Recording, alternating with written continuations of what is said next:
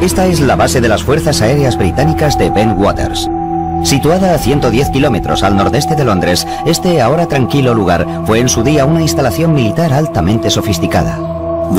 La función básica de las dos bases era ayudar a la OTAN en caso de que se produjera una guerra en Europa. Podíamos actuar y movilizar a nuestros A-10 para apoyar cualquier maniobra de guerra que nos ordenaran realizar. En 1980, con la Guerra Fría en pleno apogeo, las bases aéreas de Bentwaters y la cercana Woodbridge son mantenidas por unos 12.000 empleados de las Fuerzas Aéreas estadounidenses. Es uno de los complejos de la OTAN más grandes de Europa. Pero la zona, rodeada por el denso bosque de Rendlesham, oculta un secreto. Este fue el lugar de almacenamiento de armas secreto de Bentwaters. Lo que se custodiaba aquí es oficialmente confidencial, pero tanto los investigadores como los observadores coinciden en que bajo estos búnkeres de hormigón se guardaba un arsenal nuclear. Aquellos búnkeres subterráneos de alta seguridad, con capas alternativas de acero, hormigón, tierra, acero, hormigón y tierra, contenían cerca de 300.000 kilotones de potencia nuclear. Los aviadores norteamericanos que trabajan en esta base están altamente cualificados. Están entrenados para enfrentarse a situaciones de vida o muerte con serenidad. Y esto es lo que hace que los hechos de Rendlesham sean aún más extraños, porque lo que estos intrépidos hombres vieron la noche de Navidad de 1980 les hizo temblar de miedo. Son las 3 de la madrugada. El piloto John Burroughs patrulla por la entrada este de la base aérea de Woodbridge, una de sus tareas habituales como policía de seguridad. Seguridad se encargaba de las pistas, el almacenamiento de armas y cosas así. Controlábamos la entrada a la base. Este joven de 20 años de edad lleva casi 2 en las Fuerzas Aéreas y ha estado destinado en Bentwaters durante casi año y medio. Hoy apenas hay mucho más que contemplar que las estrellas en el cielo. Hacía bastante frío. La noche estaba muy despejada, apenas había nubes, pero sí había un poco de niebla. Mientras camina, Bud, su superior, se acerca en un vehículo.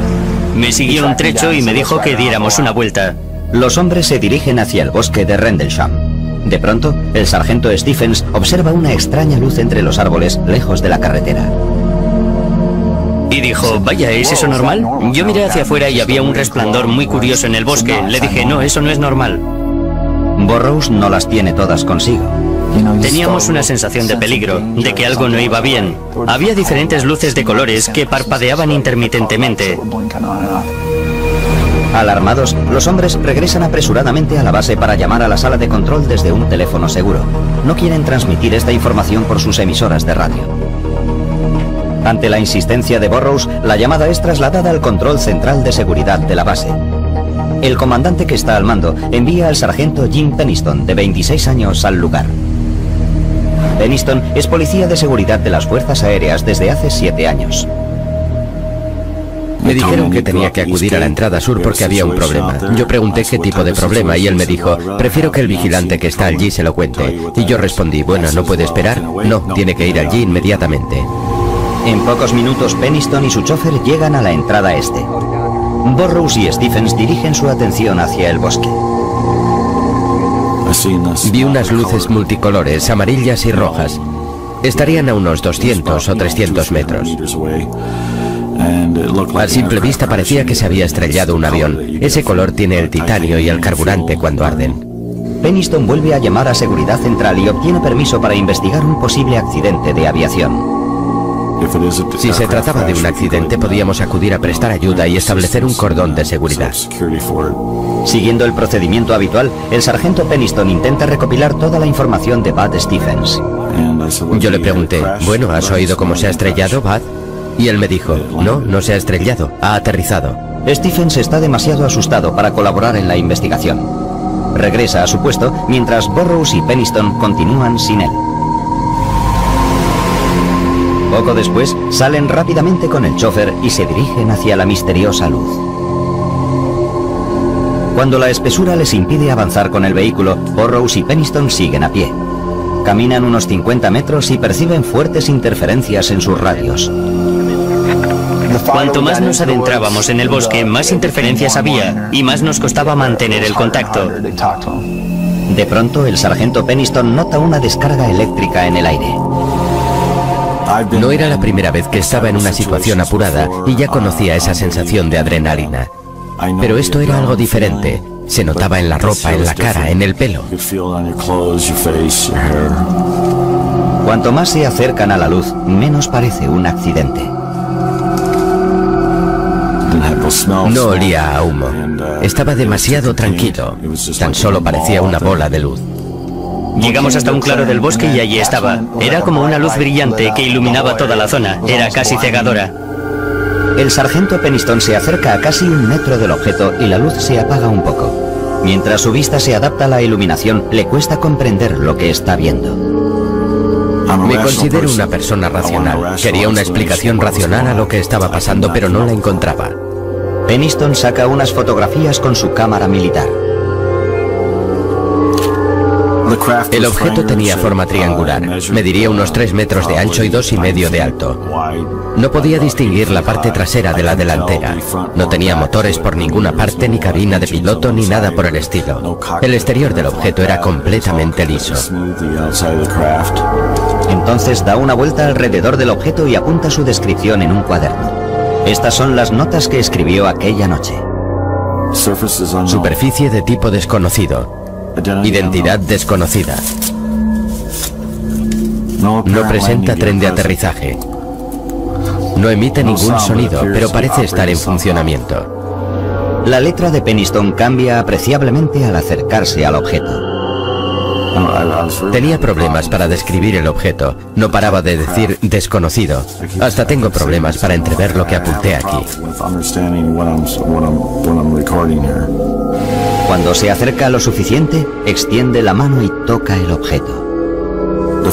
El material del objeto era liso, como el cristal. Era cálido al tacto, pero no caliente.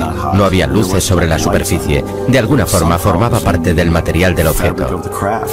En la parte frontal del objeto, Peniston observa unos extraños símbolos. También los copia en su cuaderno. Eran como unas marcas. No eran números ni escritura. Habría unos cuantos, tal vez 6 símbolos que medían 1 metro de anchura. Yo no había sido entrenado para aquella experiencia. De pronto, el objeto emite una luz cegadora. Los hombres se ponen a cubierto. Entonces el objeto, o lo que fuese, se elevó y se alejó por encima de los árboles.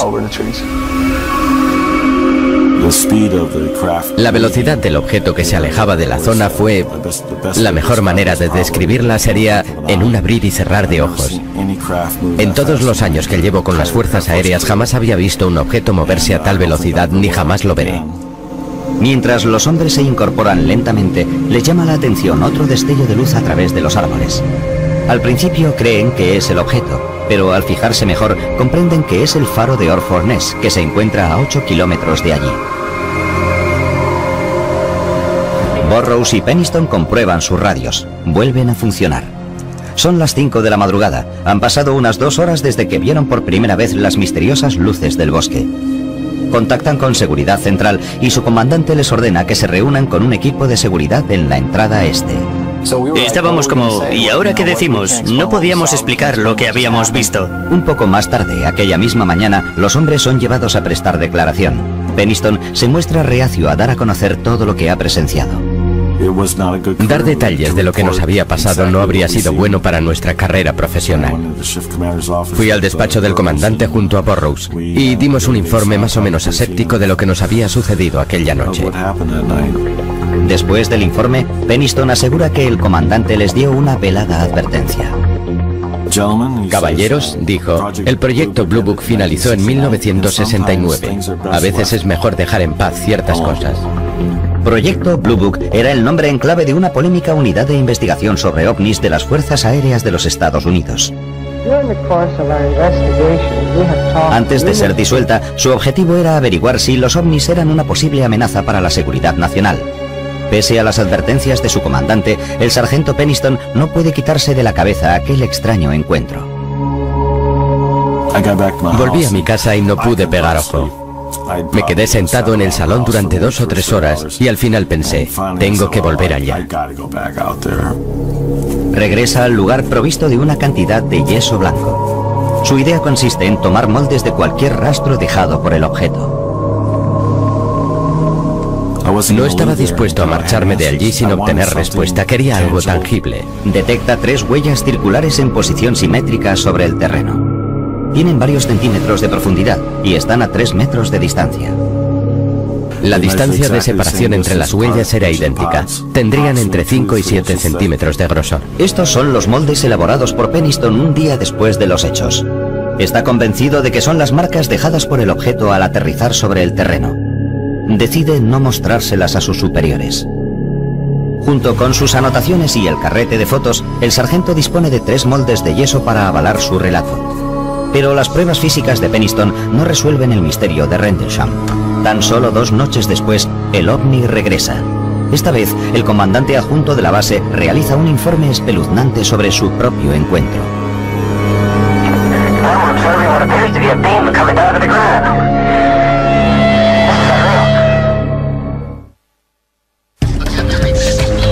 Finales de diciembre de 1980. Los avistamientos de objetos misteriosos en el complejo militar de la OTAN Woodbridge-Bentwaters han puesto nerviosos a muchos aviadores. Estos extraños encuentros comenzaron la noche del 25 de diciembre, cuando varios aviadores declararon haber visto luces poco comunes. A primera hora del día 26, 2 hombres aseguraron haberse acercado a escasos centímetros de un objeto que había aterrizado en el bosque cercano. Es la tarde del día 27. El comandante delegado de la base, teniente coronel Charles Holt, asiste a una fiesta en el club de oficiales. La fiesta se interrumpe cuando uno de sus hombres llega con aspecto agitado. Llegó y estaba pálido como un cadáver. Y lo cierto es que era una persona con aplomo. Anteriormente había sido marine. Nos dijo, ha vuelto. Nos miramos y repitió, ha vuelto, el ovni ha vuelto. Después de 2 noches de relatos inquietantes, Holt decide tomar cartas en el asunto. La policía pasaba más tiempo mirando al cielo que a los aviones que debía proteger. Ya era hora de poner punto y final a todo este asunto. Holt da instrucciones a un grupo de seguridad de 3 hombres para que preparen su equipo y le esperen en su despacho. En pocos minutos se dirigen hacia el bosque de Rendlesham. Cuando Holt llega, ya se ha establecido un cordón de seguridad alrededor del perímetro del bosque. Holt es informado de la situación y se le comunica que el ovni ya no es visible, pero los hombres perciben extrañas interferencias en sus linternas de alta potencia. Holt y su equipo preparan una cámara de alta resolución, un contador Geiger y un aparato de visión nocturna llamado Starscope. Me llevé mi pequeña grabadora personal. Suelo llevarla conmigo a todas partes para grabar lo que sucede. El equipo se adentra en el bosque. Estaba dispuesto a investigar y demostrar que todo tenía una explicación razonable y sencilla. Esta es la grabación que Holt realizó aquella noche.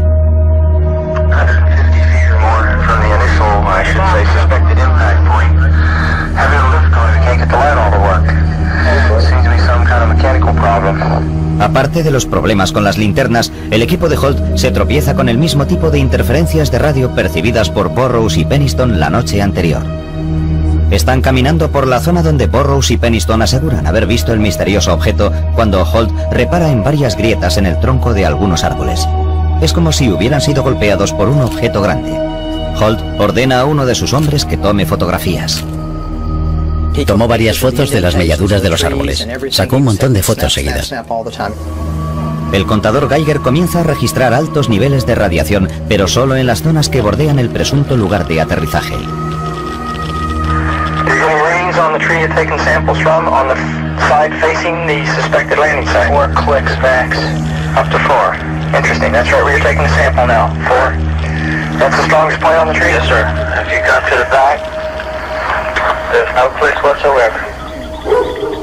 De pronto, unos sonidos hacen vibrar el bosque.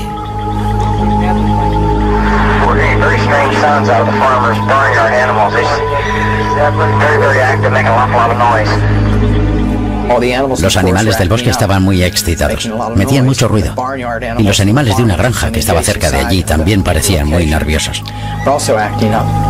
Uno de sus hombres señala hacia una luz que brilla desde lejos.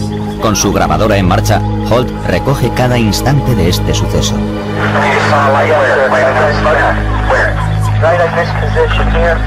straight ahead in between the there it is again. Watch, straight ahead off my flash right there. There it is. Hey, I see it too. What is it? Don't know, sir.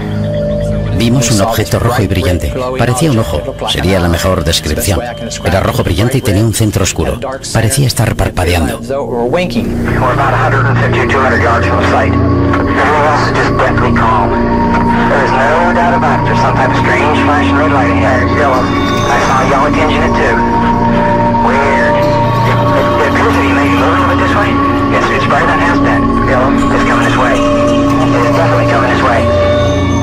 Se movía entre los árboles horizontalmente, pero también verticalmente.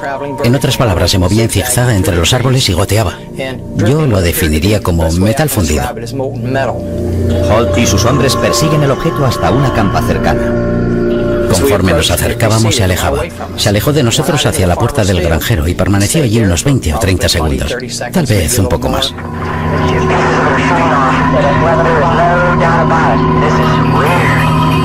De repente explotó silenciosamente en multitud de objetos blancos, de modo que nos acercamos a la huerta y buscamos sobre el terreno marcas de quemaduras o pruebas, o cualquier cosa procedente del objeto. Los hombres no encuentran nada. Desde lo alto, el objeto da un repentino giro. Se acercó a nosotros a una velocidad altísima.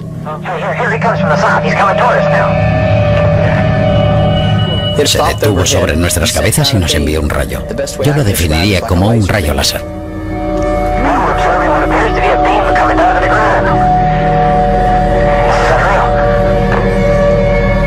En cuanto a diámetro, era un rayo estable. Caía frente a nuestros pies y nos quedamos mirando asombrados. Y yo pensé, ¿será una señal? ¿Será una advertencia? ¿Nos estará amenazando? Y tan rápido como había aparecido, el objeto desapareció. El objeto se aleja rápidamente. El equipo, hipnotizado, lo observa mientras se desplaza por encima de la base y sigue emitiendo rayos hacia el suelo. Algunos creen que la luz se proyecta directamente sobre la zona de almacenamiento de armas de la base, donde supuestamente se guardan misiles nucleares.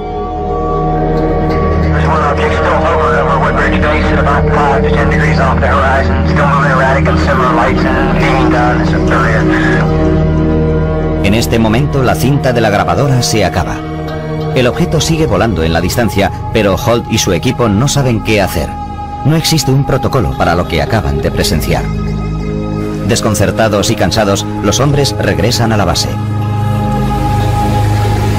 El aviador John Burroughs, que había visto el ovni 2 noches antes, llega al lugar junto con el sargento Adrián Bustinza. A Burroughs le preocupa el comportamiento de los hombres que regresan del bosque. Se sentían extraños, no lo sabría decir. Estaban alterados. Tras una breve conversación, Burroughs descubre una luz azulada que brilla en la misma zona que Halt acaba de examinar. El aviador está decidido a seguir investigando. Empecé a insistirle. Vamos, coronel, déjeme salir a ver. Quiero ver lo que es. Al final me dio autorización y Bustinza y yo fuimos allá a observar con más detenimiento. Los hombres avanzan hacia el extraño resplandor azul. Sube la adrenalina y Burroughs empieza a correr. Al acercarme a lo que quiera que fuese, de repente desapareció. El terreno queda en penumbra. Los aviadores están asustados y confusos. Sencillamente desapareció. Yo me quedé en medio del campo, no había nada. Burroughs se dirige a Bustinza con incredulidad. Me dice, ¿qué le ha pasado? Y yo, no sé de qué me habla. Y él, usted estaba como envuelto en la luz. Era como si usted estuviera ahí de pie. De repente queda envuelto en la luz y desaparece. Burroughs y Bustinza regresan a la base. El segundo encuentro de Burroughs con la extraña luz le deja sumido en un mar de dudas. Lo que no saben es que se ha puesto en marcha una investigación secreta de varias agencias del gobierno. Los hombres aseguran que al volver a la base aquella noche se tropezaron con una conspiración del gobierno.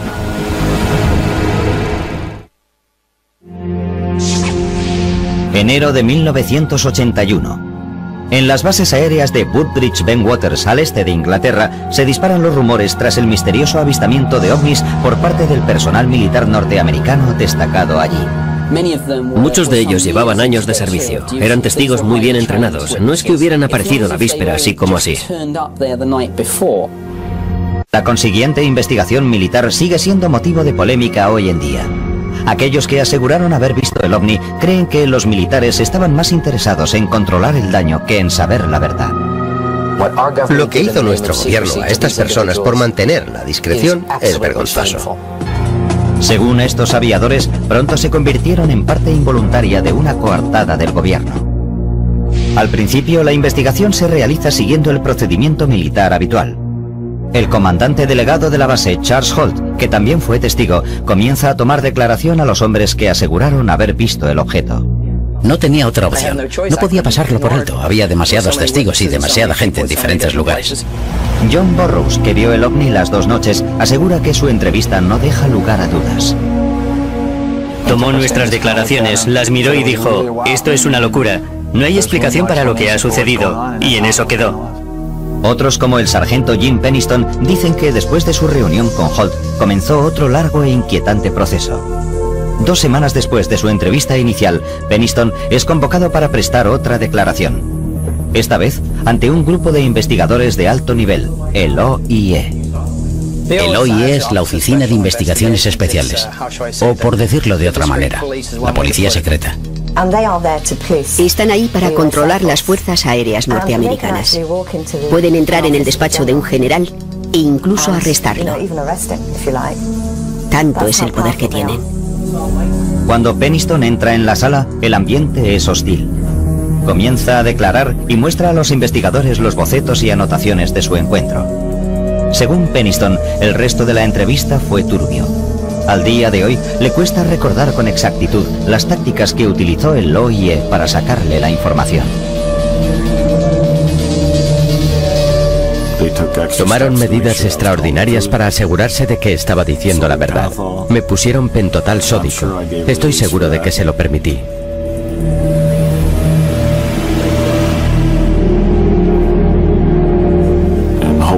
Esperaba que creyeran que lo que decía era la verdad. Pienso que les di mi permiso para que lo hicieran.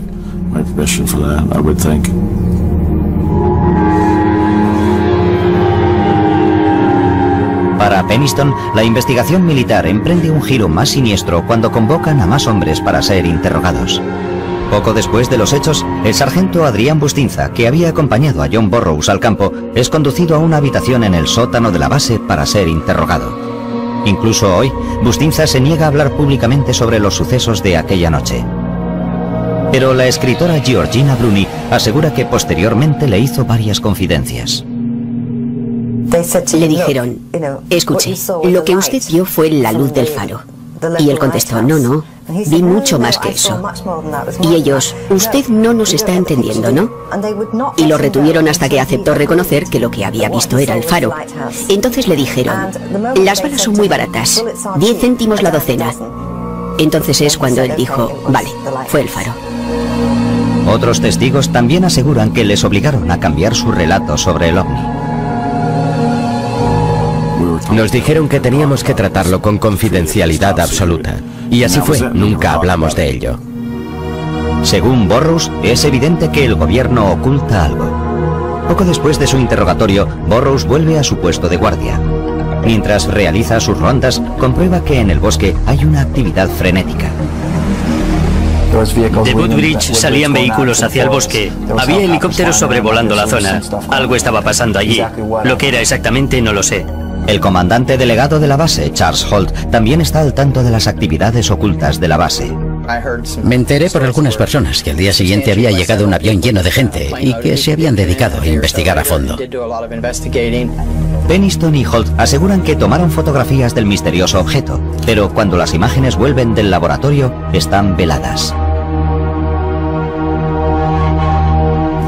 La mayoría de las fotos estaban veladas. Me pareció muy extraño. Lo que yo creo es que velaron intencionadamente las fotos que hice. Estoy convencido. Incluso el teniente coronel Holt, el testigo de mayor rango, cree que los militares le ocultan algo. A medida que prosigue la investigación, le solicitan que redacte a máquina un informe basado en sus entrevistas con los demás testigos y lo entregue a sus superiores.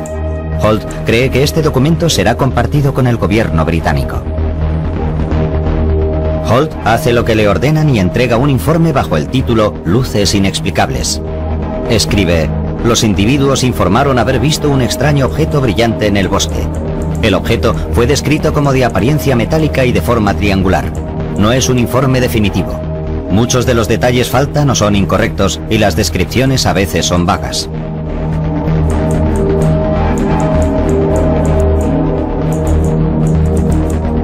El informe no estaba pensado para uso público. Estaba destinado al Ministerio de Defensa para que se involucraran en una investigación a fondo. Sus superiores archivan el informe y las extrañas luces ya no vuelven nunca más a la base.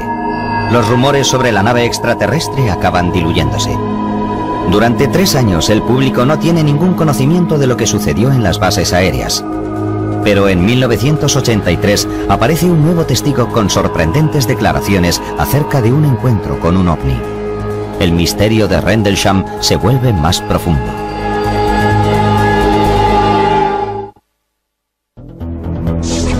...2 de octubre de 1983. El periódico británico News of the World arrasa en kioscos con el titular «OVNI aterriza en Suffolk y es oficial». En el artículo se asegura que a finales de diciembre de 1980, un misterioso objeto impulsado por control inteligente invadió los cielos sobre la base aérea de Woodbridge Bentwaters. Pero lo más fascinante es que ofrece una prueba escrita, un informe oficial del gobierno que confirma los supuestos avistamientos. El documento había sido redactado por uno de los hombres que observaron el misterioso objeto, el comandante delegado de la base, Charles Holt. Emisoras de radio, cadenas de televisión, incluso la alemana y la japonesa. La zona estaba invadida por gente que quería conocer el verdadero relato. Desde aquel momento, toda la prensa del Reino Unido se hizo eco de esta historia durante una semana. El informe, titulado Luces Inexplicables, ofrece una breve descripción de los encuentros de finales de diciembre. En él se incluye la descripción realizada por Penniston de un extraño objeto que maniobraba entre los árboles, así como el relato de Holt sobre una luz roja parecida al sol en el cielo nocturno. Pero, ¿cómo se filtró esta historia al público? El documento, conocido como Informe Holt, salió a la luz a través de Larry Warren, un antiguo policía de seguridad de Waters. Su explicación es contundente. Quise forzar la situación para que se supiera todo. Él fue quien sacó a la luz pública este asunto. Fue a cuenta de la Ley de Libertad de Prensa que se desclasificó el llamado Informe Holt. Se divulgó esta información concreta. Y en cuanto se conoció aquel papel, ya no hubo forma de pararlo. Warren recibió por igual elogios y críticas por su franqueza. La historia que cuenta empieza como otras, pero el final es bastante más extraño. A finales de 1980, Warren era un policía de seguridad de 19 años destinado en Bentwaters. Según Warren, tras la medianoche del 29 de diciembre fue relevado del puesto y le ordenaron ayudar al coronel Holt en su investigación. Al llegar al claro del bosque, observa un grupo de militares que rodean un objeto brillante. El objeto estaba posado en el terreno. Parecía de una película de ciencia ficción, pero había algo vivo en ello. No tenía puertas ni ventanas. Era un objeto que cambiaba continuamente. Al acercarse a pocos metros del objeto, Warren dice que presenció una visión extraordinaria. Había varios oficiales y aviadores de cara al objeto y 3 pequeños seres brillantes de pie en la luz. Lo que él y los demás hombres observan en las cercanías son 3 figuras humanoides. Eran figuras independientes y daba la impresión de que fueran niños. Warren se da cuenta de que el oficial más antiguo empieza a comunicarse con los seres. Los cargos más antiguos parecían estar siguiendo un protocolo. Era como un procedimiento habitual. Warren es arrastrado lejos de la zona. No se le ofrece ninguna explicación de lo que acaba de ver. Al día siguiente, según sus palabras, es conducido a una sala con otros testigos para declarar. Recuerda un proyector de cine y 3 hombres trajeados. Nos mostraron varias películas de actividad militar ovni. Me imagino que serían de los años 40.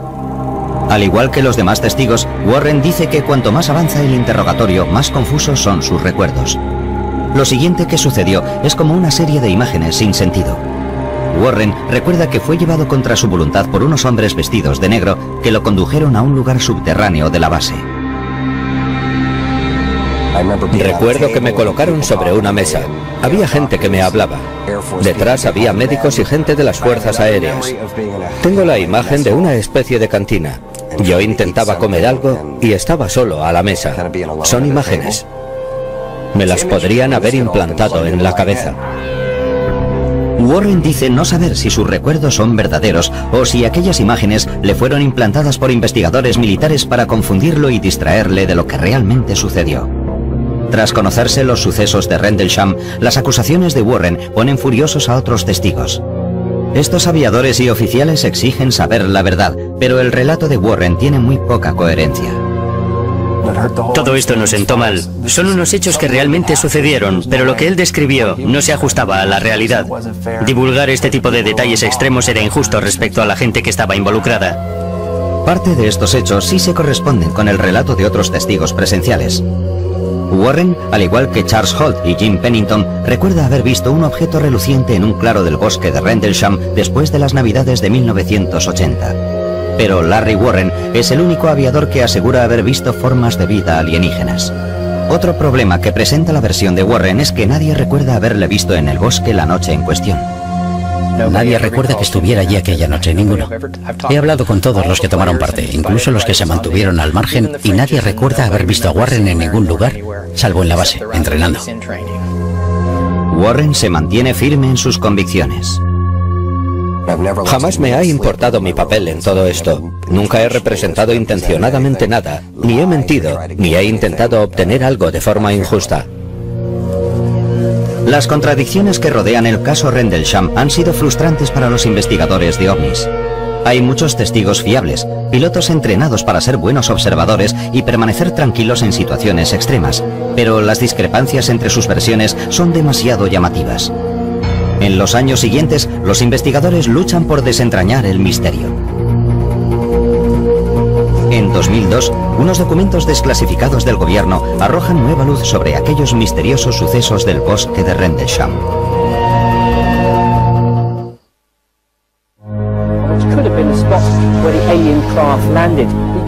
Desde 1983, el caso Rendlesham ha acaparado la atención de todo el mundo, pero hasta la fecha de hoy sigue sin haber una explicación para lo que el personal de las Fuerzas Aéreas norteamericanas aseguró haber visto en el bosque y los cielos de Suffolk, Inglaterra. Algunos expertos que han revisado los informes de las extrañas luces y la nave brillante han llegado a la conclusión de que se trata de una simple ilusión óptica. James McGaha, general retirado de las Fuerzas Aéreas, se enteró por casualidad. Oí hablar del caso de Rendlesham por primera vez en 1983, cuando estuve en la base realizando unas maniobras militares de servicio provisional. En su recorrido descubre que a 8 kilómetros de las bases, a orillas del Mar del Norte, se encuentra el faro de Orford Ness. McGaha cree que los testigos confundieron este faro con un ovni. En una noche fría y oscura de diciembre, el faro proyecta su luz a través de los árboles. Este brillante foco de luz se cuela entre los árboles y puede producir efectos ópticos muy curiosos. La luz se dispersa por los árboles. John Burroughs sí menciona el faro en su primera declaración ante sus superiores. En el informe dice que una vez desaparecidas las misteriosas luces, pensó que el faro era otro objeto, pero rápidamente se dio cuenta de su error. Quiero dejar algo bien claro. Por mucho que alguien quiera distorsionarlo, si se lee el informe, sobre todo el mío, se hace una distinción entre lo que vimos al principio y la luz del faro que vimos posteriormente. En ningún momento de mi declaración pone que creímos que la luz del faro era el objeto. He hecho una exhaustiva investigación en torno a este faro. Podríamos pasar horas discutiéndolo, pero es imposible que la luz de un faro viaje 8 kilómetros entre los árboles y lance rayos sobre el suelo. Definitivamente, no pudo ser el faro. Pero McGaha asegura que hay otra explicación para las luces del cielo que nada tiene que ver con los ovnis. La noche del 25, hacia las 9:30, un satélite Cosmos volvió a entrar en la atmósfera terrestre. Seguramente tendría un aspecto de bola de fuego, como un meteoro muy brillante. Durante casi 20 años, escépticos y creyentes han seguido buscando respuestas. En 2002, en parte gracias a investigadores como Georgina Bruni, el gobierno británico desclasifica una nueva partida de archivos. Los documentos proporcionan nueva información sobre el caso, pero también suscitan nuevos interrogantes. Una cosa sí queda clara. El gobierno británico investigó los misteriosos avistamientos en 1981. Este hecho parece demostrar que los investigadores militares no creían que los avistamientos fueran provocados por un faro o un satélite. Pero los archivos también revelan los puntos débiles de la investigación. Descubrimos que parte de las instalaciones de radar eran defectuosas. Las cámaras no funcionaron la noche en cuestión, o tuvieron un problema, y no había película. Entonces los investigadores basaron sus pesquisas en el informe escrito original del teniente coronel Charles Holt. En su documento declara que el primer suceso ocurrió el 27 de diciembre, pero en realidad los avistamientos empezaron el 25 de diciembre. El error de Holt ha provocado que los investigadores examinaran las noches equivocadas durante 20 años. Para Nick Pope, oficial del Ministerio de Defensa, es una revelación frustrante. Posiblemente se trataba del suceso ovni más importante que había tenido lugar jamás en suelo británico. Pero no solo las fechas estaban mal, se había perdido un tiempo precioso. Por otra parte, se han apartado muchos de los archivos desclasificados en 2002. Los investigadores confían en que los gobiernos británico y estadounidense faciliten más información, incluyendo las fotografías sacadas por el personal de las Fuerzas Aéreas la noche de los avistamientos. Estas son las únicas imágenes que quedan de la investigación. Muestran a las autoridades examinando el supuesto lugar de aterrizaje, pero no hay rastro de objetos extraños. La postura oficial de las Fuerzas Aéreas norteamericanas es que los sucesos no suponen una amenaza para la seguridad nacional. Para muchos, esta afirmación no es cierta. En la base se guardaban armas nucleares. Los informes de naves no identificadas tendrían que haber despertado la alarma entre los militares. Hubo algunos objetos que sobrevolaron la zona de almacenamiento de armas y proyectaron luces sobre el terreno. ¿Eso no es importante para defensa? Los escépticos se hacen la misma pregunta, pero en sus mentes retumba la respuesta de los militares. Los ovnis no visitaron el bosque de Rendlesham.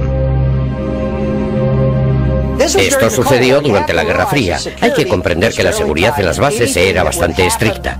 Cualquier cosa que pudiera suceder cerca de la línea de vuelo, donde se mantenían aeronaves de enorme valor táctico y económico, o en zonas de almacenamiento de armas, habría desencadenado una reacción inmediata en toda la base. Todo el mundo se habría levantado para responder a algo así, y desde luego eso no sucedió. Incluso Charles Holt, el comandante delegado, se siente frustrado en su búsqueda de respuestas. Sigo insistiéndole al jefe de escuadrón Morland, el oficial de enlace británico, para que me dé una respuesta. ¿Es que a nadie le interesa? Tengo la sensación de que es un asunto que han dejado abandonado, sin que nadie se haga cargo de ello. A pesar de que ellos siguen presionando al gobierno para que facilite más información, algunos investigadores creen que los archivos que faltan y los primeros errores cometidos en la investigación militar pueden hacer que el misterio de Rendlesham permanezca sin resolver. Esto es así en cualquier investigación. Si no se aprovechan las primeras 24 horas para recabar toda la información, las posibilidades de éxito se reducen rápidamente. El problema del incidente de Rendlesham es que se produjo durante el periodo navideño.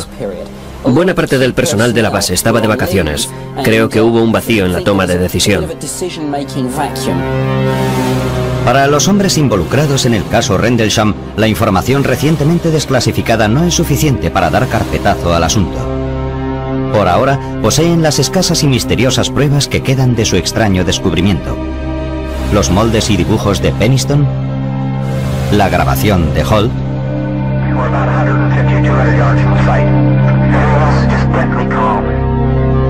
Jim Peniston, Larry Warren y John Burroughs siguen preguntándose por qué el gobierno oculta la verdad.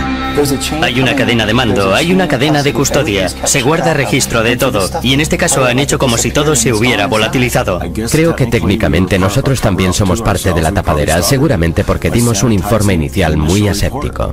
Como solía decir John Lennon, una conspiración de silencio habla más alto que las palabras. Y eso es un hecho, y mientras pueda, seguiré insistiendo a la gente, y seguiré gritando a los cuatro vientos. Esto es lo que ocurrió, juzguen por ustedes mismos. En Norteamérica todo el mundo ha oído hablar de Roswell. Aquí solo los investigadores conocen el caso Rendlesham, pero a mí me parece que este caso es mucho más importante que el de Roswell. Podría ser el suceso ovni más grande de todos los tiempos. Merece un lugar destacado, merece ser conocido por el público. La gente todavía me pregunta qué fue lo que pasó. No lo sé. ¿Qué fue? La verdad es que no lo sé. Ni idea.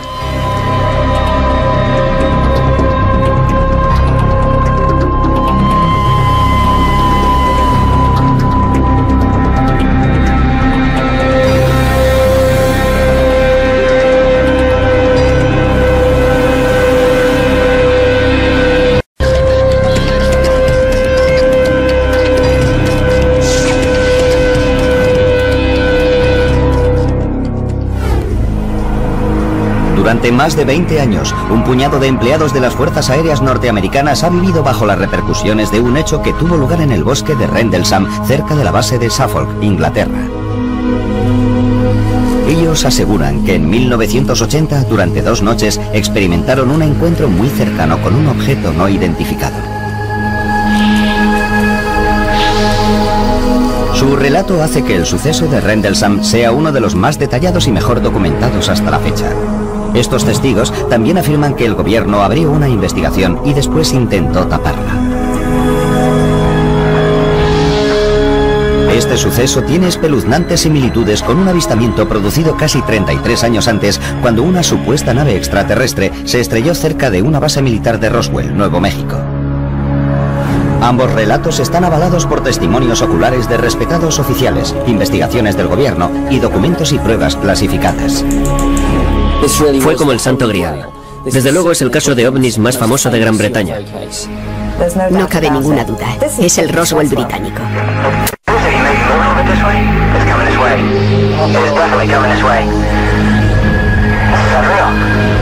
¿Qué fue lo que realmente sucedió en el bosque que rodea las bases aéreas de Woodbridge Bentwaters en diciembre de 1980? Si pregunta al Pentágono acerca de lo que sucedió en diciembre de 1980 en la base aérea de Woodbridge, le dirán que no pasó nada. La gente tiene que salir y contar algo. Sucedió y fue auténtico. Alguien más estuvo en el bosque de Rendlesham en 1980. El Roswell británico. Esta es la base de las Fuerzas Aéreas Británicas de Bentwaters. Situada a 110 kilómetros al nordeste de Londres, este ahora tranquilo lugar fue en su día una instalación militar altamente sofisticada. La función básica de las dos bases era ayudar a la OTAN en caso de que se produjera una guerra en Europa. Podíamos actuar y movilizar a nuestros A-10 para apoyar cualquier maniobra de guerra que nos ordenaran realizar. En 1980, con la Guerra Fría en pleno apogeo, las bases aéreas de Bentwaters y la cercana Woodbridge son mantenidas por unos 12.000 empleados de las Fuerzas Aéreas estadounidenses. Es uno de los complejos de la OTAN más grandes de Europa. Pero la zona, rodeada por el denso bosque de Rendlesham, oculta un secreto. Este fue el lugar de almacenamiento de armas secreto de Bentwaters. Lo que se custodiaba aquí es oficialmente confidencial, pero tanto los investigadores como los observadores coinciden en que bajo estos búnkeres de hormigón se guardaba un arsenal nuclear. Aquellos búnkeres subterráneos de alta seguridad, con capas alternativas de acero, hormigón, tierra, acero, hormigón y tierra, contenían cerca de 300.000 kilotones de potencia nuclear. Los aviadores norteamericanos que trabajan en esta base están altamente cualificados. Están entrenados para enfrentarse a situaciones de vida o muerte con serenidad. Y esto es lo que hace que los hechos de Rendlesham sean aún más extraños, porque lo que estos intrépidos hombres vieron la noche de Navidad de 1980 les hizo temblar de miedo. Son las 3 de la madrugada. El piloto John Burroughs patrulla por la entrada este de la base aérea de Woodbridge, una de sus tareas habituales como policía de seguridad. Seguridad se encargaba de las pistas, el almacenamiento de armas y cosas así. Controlábamos la entrada a la base. Este joven de 20 años de edad lleva casi 2 en las Fuerzas Aéreas y ha estado destinado en Bentwaters durante casi año y medio. Hoy apenas hay mucho más que contemplar que las estrellas en el cielo. Hacía bastante frío. La noche estaba muy despejada, apenas había nubes, pero sí había un poco de niebla. Mientras camina, Bud, su superior, se acerca en un vehículo. Me siguió un trecho y me dijo que diéramos una vuelta. Los hombres se dirigen hacia el bosque de Rendlesham. De pronto, el sargento Stephens observa una extraña luz entre los árboles lejos de la carretera. Y dijo, vaya, ¿es eso normal? Yo miré hacia afuera y había un resplandor muy curioso en el bosque. Le dije, no, eso no es normal. Burroughs no las tiene todas consigo. Teníamos una sensación de peligro, de que algo no iba bien. Había diferentes luces de colores que parpadeaban intermitentemente. Alarmados, los hombres regresan apresuradamente a la base para llamar a la sala de control desde un teléfono seguro. No quieren transmitir esta información por sus emisoras de radio. Ante la insistencia de Burroughs, la llamada es trasladada al control central de seguridad de la base. El comandante que está al mando envía al sargento Jim Penniston, de 26 años, al lugar. Penniston es policía de seguridad de las Fuerzas Aéreas desde hace 7 años. Me dijeron que tenía que acudir a la entrada sur porque había un problema. Yo pregunté qué tipo de problema y él me dijo, prefiero que el vigilante que está allí se lo cuente. Y yo respondí, bueno, ¿no puede esperar? No, tiene que ir allí inmediatamente. En pocos minutos, Penniston y su chofer llegan a la entrada este. Burroughs y Stephens dirigen su atención hacia el bosque. Vi unas luces multicolores, amarillas y rojas. Estarían a unos 200 o 300 metros. A simple vista parecía que se había estrellado un avión. Ese color tiene el titanio y el carburante cuando arden. Penniston vuelve a llamar a Seguridad Central y obtiene permiso para investigar un posible accidente de aviación. Si se trataba de un accidente, podíamos acudir a prestar ayuda y establecer un cordón de seguridad. Siguiendo el procedimiento habitual, el sargento Penniston intenta recopilar toda la información de Bud Stephens. Yo le pregunté, bueno, ¿has oído cómo se ha estrellado, Bud? Y él me dijo, no, no se ha estrellado, ha aterrizado. Stephens está demasiado asustado para colaborar en la investigación. Regresa a su puesto mientras Burroughs y Penniston continúan sin él. Poco después, salen rápidamente con el chofer y se dirigen hacia la misteriosa luz. Cuando la espesura les impide avanzar con el vehículo, Burroughs y Penniston siguen a pie. Caminan unos 50 metros y perciben fuertes interferencias en sus radios. Cuanto más nos adentrábamos en el bosque, más interferencias había y más nos costaba mantener el contacto. De pronto, el sargento Penniston nota una descarga eléctrica en el aire. No era la primera vez que estaba en una situación apurada y ya conocía esa sensación de adrenalina. Pero esto era algo diferente. Se notaba en la ropa, en la cara, en el pelo. Cuanto más se acercan a la luz, menos parece un accidente. No olía a humo. Estaba demasiado tranquilo. Tan solo parecía una bola de luz. Llegamos hasta un claro del bosque y allí estaba. Era como una luz brillante que iluminaba toda la zona. Era casi cegadora. El sargento Penniston se acerca a casi 1 metro del objeto y la luz se apaga un poco. Mientras su vista se adapta a la iluminación, le cuesta comprender lo que está viendo. Me considero una persona racional. Quería una explicación racional a lo que estaba pasando, pero no la encontraba. Penniston saca unas fotografías con su cámara militar. El objeto tenía forma triangular. Mediría unos 3 metros de ancho y 2,5 de alto. No podía distinguir la parte trasera de la delantera. No tenía motores por ninguna parte, ni cabina de piloto, ni nada por el estilo. El exterior del objeto era completamente liso. Entonces da una vuelta alrededor del objeto y apunta su descripción en un cuaderno. Estas son las notas que escribió aquella noche. Superficie de tipo desconocido.